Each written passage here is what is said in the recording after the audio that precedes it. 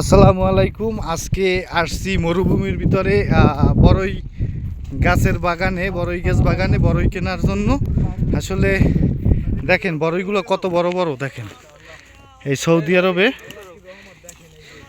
Saudi আরবে কি পরিমাণ বড়ই গাছে বড়ই হয় দেখেন। আজকে দেখাবো বড়ই গাছ।